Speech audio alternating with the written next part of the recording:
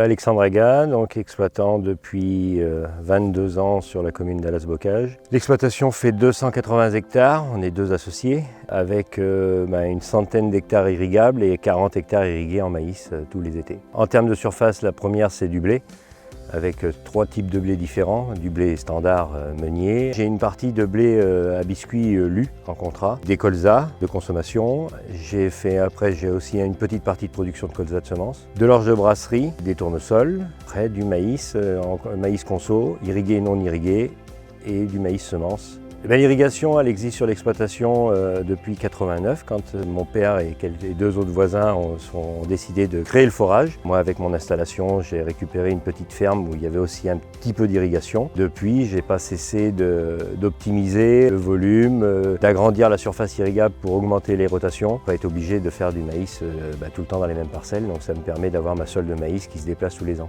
La plus-value d'avoir une sécurité par rapport aux aléas climatiques, l'aléa sécheresse forcément. Depuis 3 ans où j'ai récupéré des contrats de semences, la plus-value de l'irrigation, c'est le fait d'avoir des contrats de semences où en fin de compte la valorisation de l'eau est encore optimum, quoi. Sans irrigation, pas de contrat de semences, pas de diversification, pas de filière spécialisée. Pour moi, c'est vraiment la sécurité et sur la taille de la structure, c'est ce qui fait la majeure partie du revenu, quoi.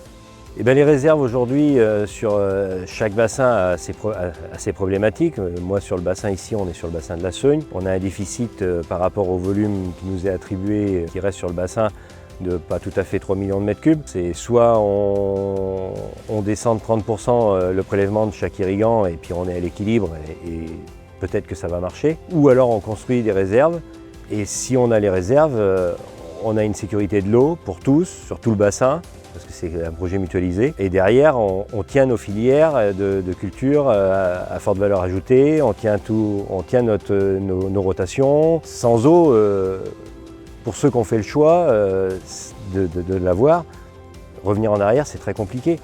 Après, nous, on est dans une région où il y a de la viticulture. Il y a des gens qui n'ont pas été vers l'irrigation dans les années 90 parce qu'ils avaient la vigne et puis que voilà. On a décidé d'optimiser au maximum nos productions en céréales, quoi. Si on arrive à construire nos réserves, derrière, c'est 8 années sur 10 où on passera des campagnes extrêmement simples. Bon, cette année, c'est une campagne assez simple parce qu'on a eu beaucoup d'eau au printemps, malgré tout l'été et l'hiver sec qu'on a eu.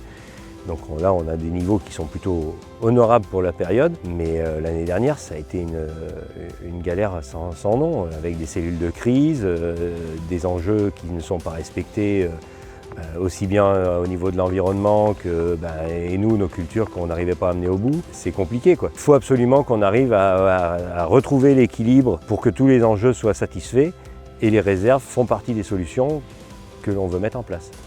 Alors des engagements dans le cadre de la transition, des outils pour optimiser l'irrigation en font partie. Bon après voilà, j'ai un pivot sur une parcelle parce que j'en ai une qui se prêtait à le faire, donc ça c'est sûr que ça fait une économie d'eau à l'hectare. On est dans une zone où on ne peut pas mettre des pivots partout, on est embêté par des lignes électriques, il y a plein de freins à la mise en place de certains matériels, même si on sait qu'ils sont plus performants.